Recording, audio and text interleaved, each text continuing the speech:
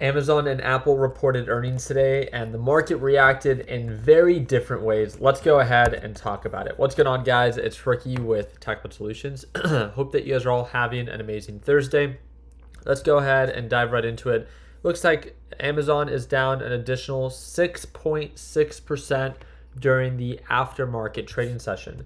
And that is after Amazon absolutely destroyed earnings. Sales up year over year. Earnings per share came in at $1.68. Estimate was $1.32. AWS sales came in at $30.9 billion versus the estimate of $30.8 billion. The Q3 outlook came in at $177 billion, higher than the $173 billion that was expected. The only thing that I saw that it was kind of below was the EBITDA guidance. It came in at like 3.5% when the expectation was 7% or north of 7%. Other than that, it absolutely killed it. It doesn't really surprise me though that it began to retrace.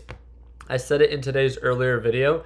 Amazon and Apple are two of the companies that are part of the Magnificent Seven, and kind of like Microsoft, they're not incredibly hyped up with the rest of the market.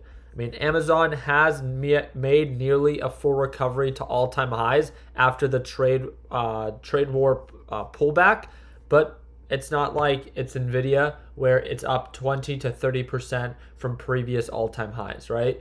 It's still kind of just testing and trading within its range. So it not reacting the way that maybe the market was expecting it to doesn't really surprise me.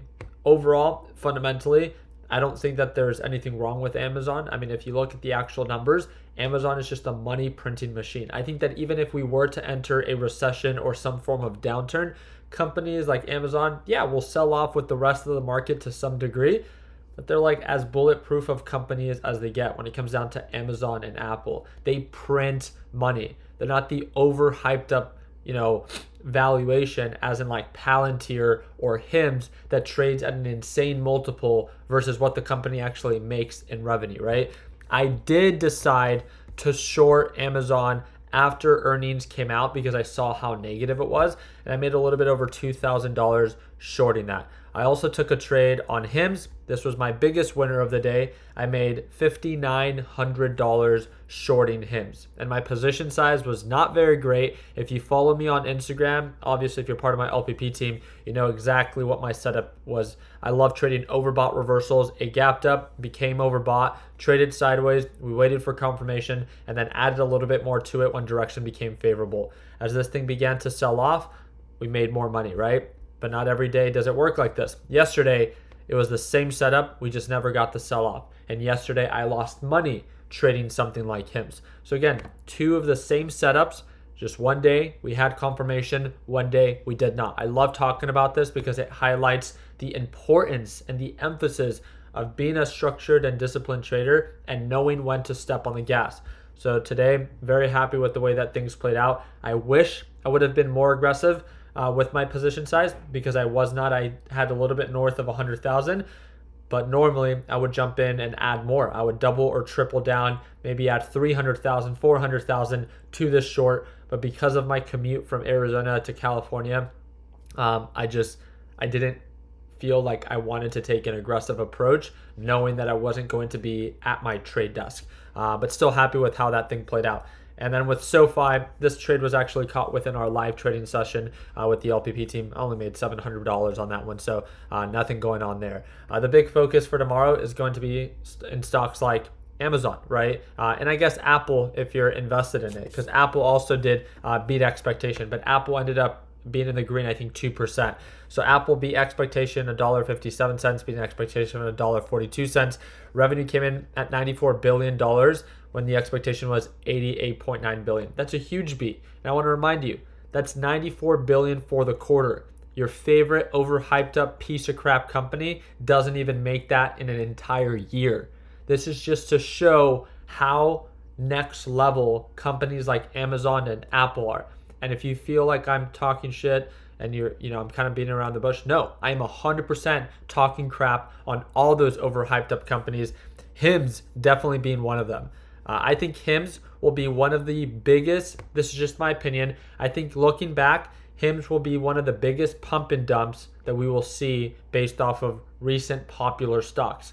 It's a Viagra stock or Viagra company that also deals with hair loss that has no business trading at an insane PE ratio. I think companies like this are going to give the stock market a terrible reputation because of what they're doing.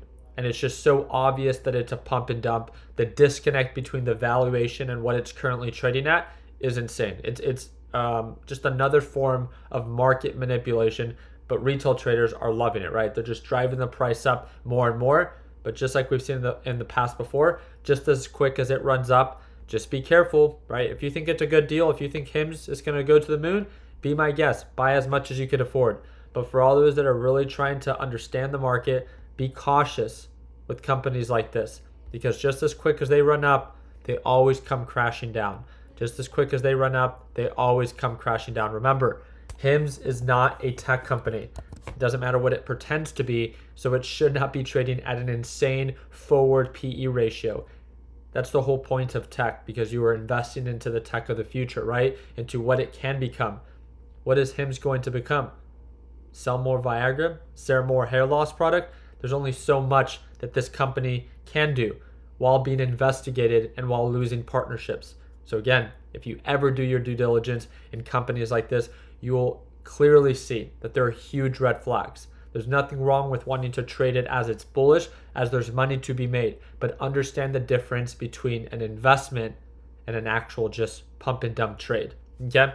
So very excited to see how the market ends tomorrow. We will be kicking off the month of August with our live trading session. And if you want to tune on in to watch me trade live as soon as tomorrow when the market opens, that's going to be the second link in the description down below. I appreciate your time. I hope that earned your thumbs up. And I want to remind you, tomorrow is the deadline of the tariffs, right? The tariff extension. And that's why there's a lot of uncertainty with the market right now. So hopefully we get a bloodbath, and hopefully in tomorrow's live session, you guys can see me short the life out of the market. But like always, let's make sure that we end the year on a green note. Take care, team.